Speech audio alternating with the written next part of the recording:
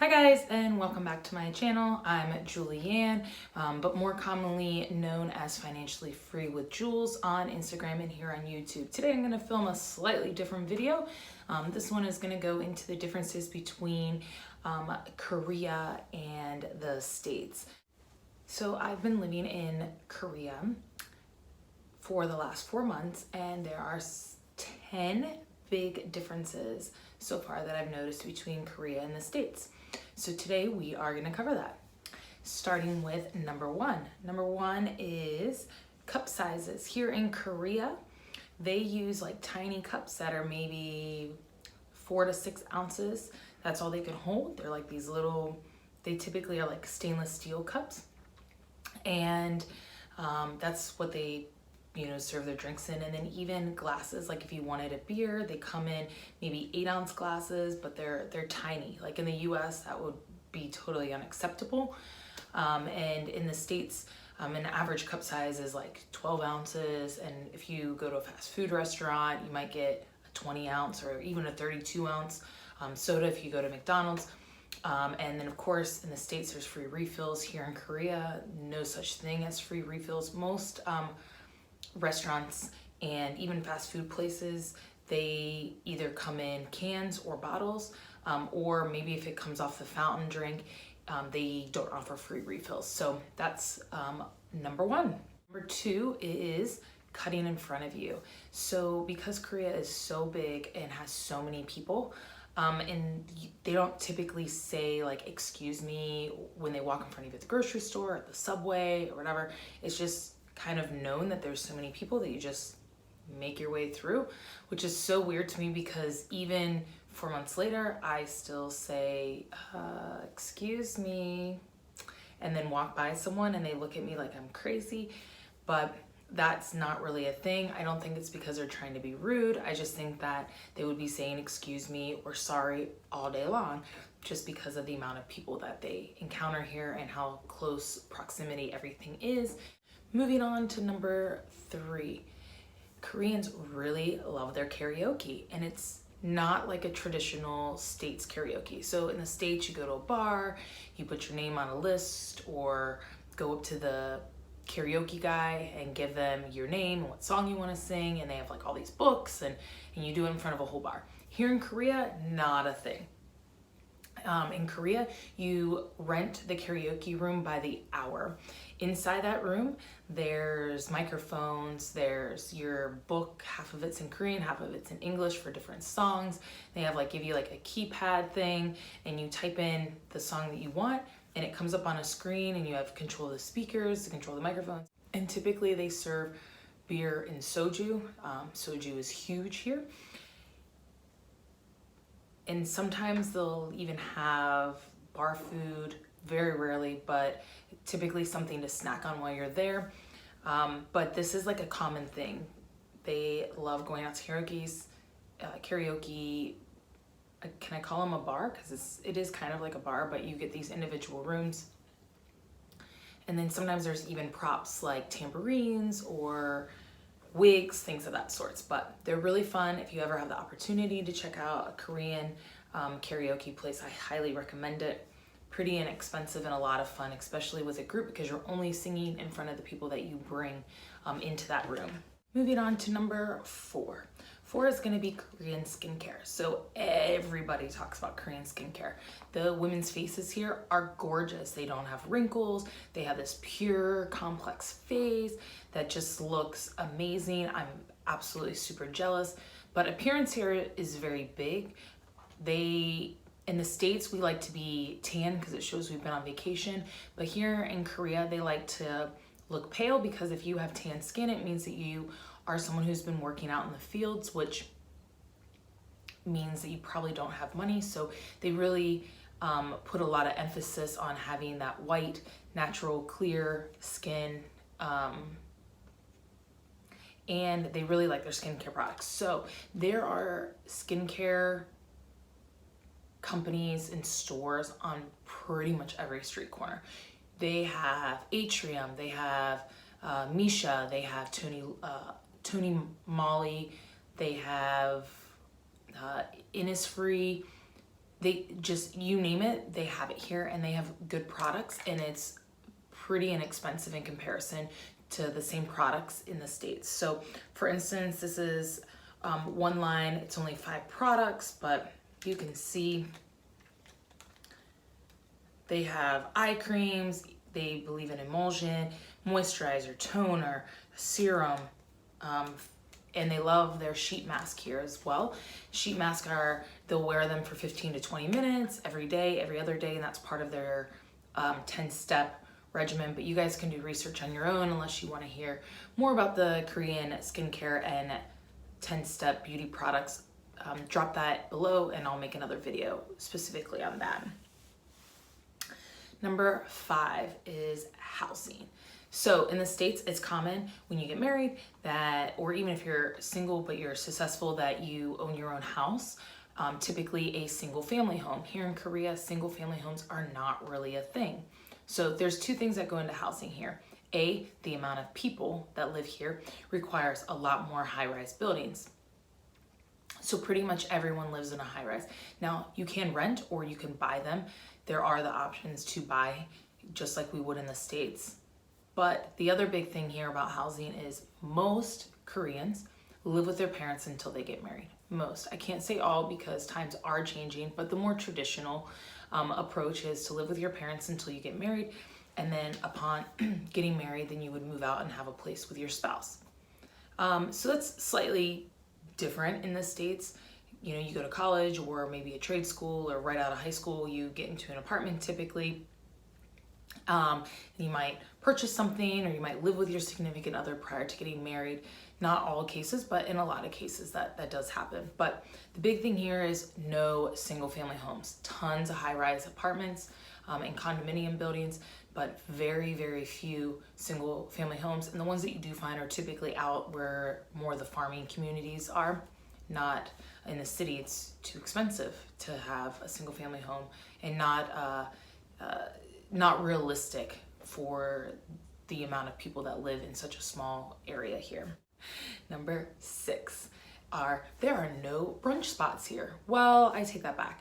There's a few brunch spots, but very far and few between. I personally love brunches, but here in Korea, not really a thing. They're really more of a nightlife crowd. There are night markets that go until 11 o'clock, midnight, even some that go until 1 o'clock in the morning, where you can get your veggies and your fruits and street foods and things like that.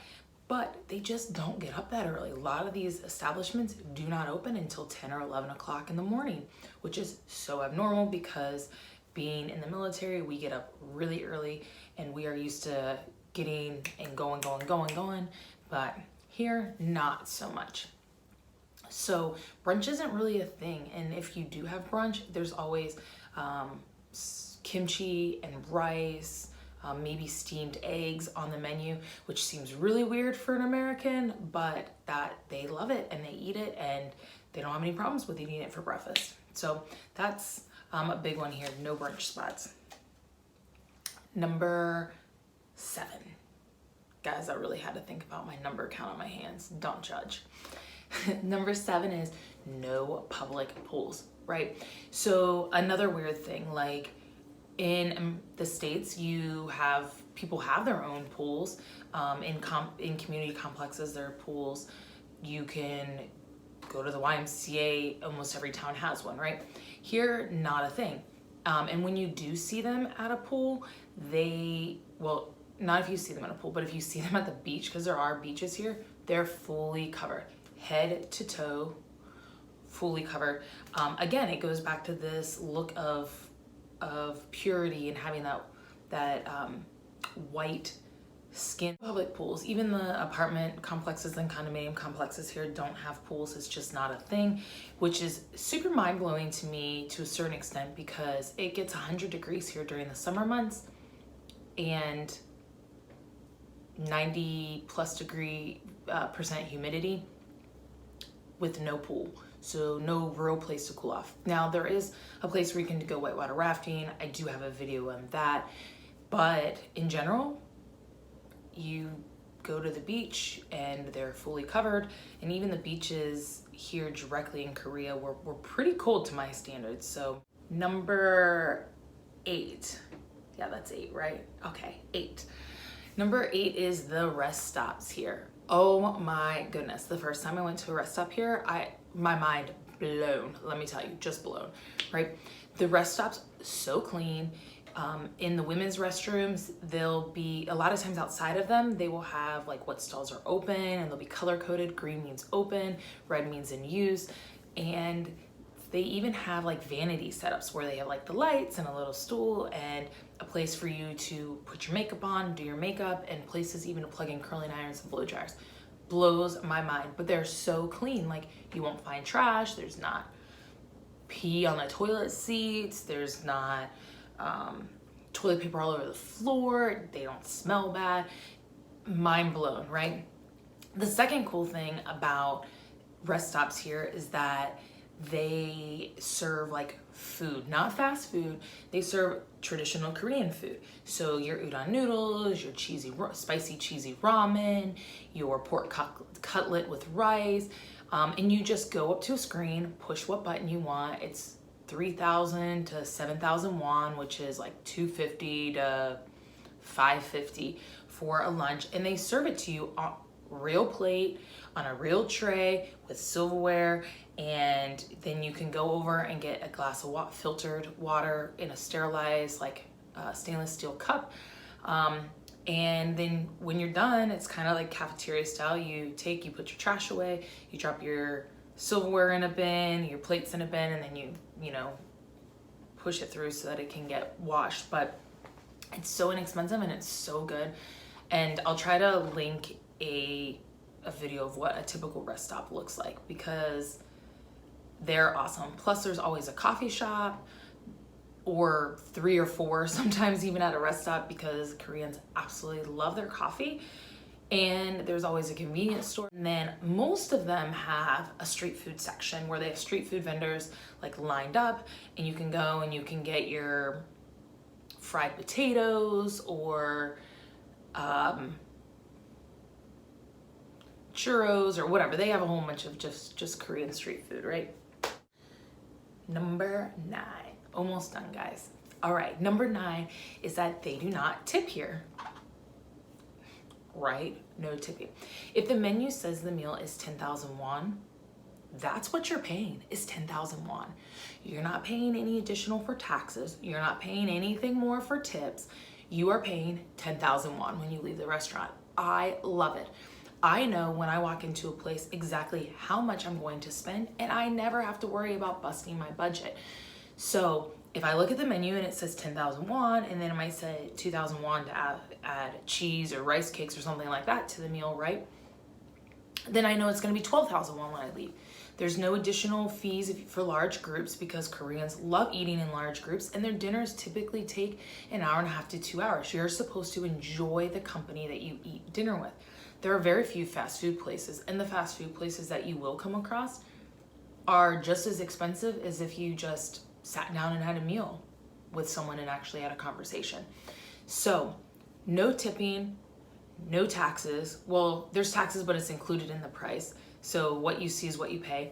And most people are gonna be like, Julianne, oh my God, if we're not tipping, how's the service, right? Service is awesome here, awesome. First off, they have little buttons on each of the tables that you can push. So if you ever need anything, you just push the button, it makes a little ring noise. And then they come to your table, they ask you what you want, and then they bring it back for you. So, can I get another beer? Bring it over, here you go, right? So the customer service has been on point, guys, like literally on point here. All right, number 10, final one, 10 guys. This is probably the biggest difference for me, is driving. Oh my gosh. Koreans are so impatient, especially when they're driving.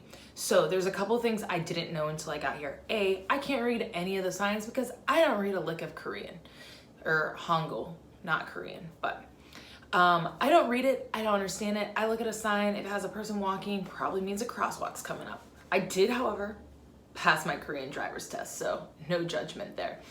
But A lot of the signs, I don't know what they say. I just use Waze and Naver and I just get myself around. That's just the way it happens around here.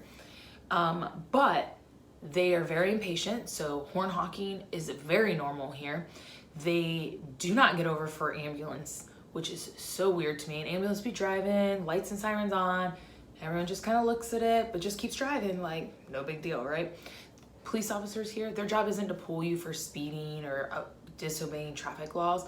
They're really just there if you get in an accident, and if there's like a fight or something, but they don't actually write tickets. They do, however, have cameras. They have red light cameras here. They have speed trap cameras that are like every like so many kilometers they'll have one. You kind of can see them, so you know when they're coming up, so people will speed and then slam on their brakes because they know a speed trap is coming up, and then once they go through the speed trap camera, they speed back up again. It's crazy. But so those are a couple of differences. There are definitely cameras everywhere, so CCTV is very common here. And you, for anything, for stores, for driving, etc. The other thing is flashers. You know your four-way flashers, if you got them on in the States, probably means you're on the side of the road, probably need help, or maybe they're on because you have an emergency and you're trying to get to the hospital. No, here flashers are used anytime you want to back up. Put the four-way flashers on, back up, and no one's gonna hit you because they're just gonna stop, right? The other thing that four-ways are, like, it's a busy roadway and someone's trying to change lanes, and they kind of just make their way over because they know you're gonna stop. They'll put their four-way flashers on to be like, thanks. But in the States, we like do one of these out the windows, or in Hawaii, you're like, yo, bro, rock on, right? But they just put their little four-way flashers on and be like, thanks for letting me over. And so anyway, the four-way flashers are a big thing with driving. So driving here, crazy. I feel like the first month I was here, I had major anxiety and just did not like to drive. I drive a little bit more now, but not a ton. Honestly, mass transportation is so good here, so there's not really a need for me to drive a lot other than to and from work. Other than that, I typically take the trains or the metros or the buses because really, in reality, the mass transportation is awesome here. So let's recap, guys. Number 1, cup sizes. Number 2, cutting in front of you and not saying excuse me. Number 3, Korean karaoke. 4, skincare. 5, housing. 6, no brunch spots. 7, no pools, no public pools. 8, rest stops and how awesome they are. 9, no tipping and awesome customer service. And 10 is driving. I think that sums up this video. If you have any questions, please leave them below. I'll be more than willing to answer.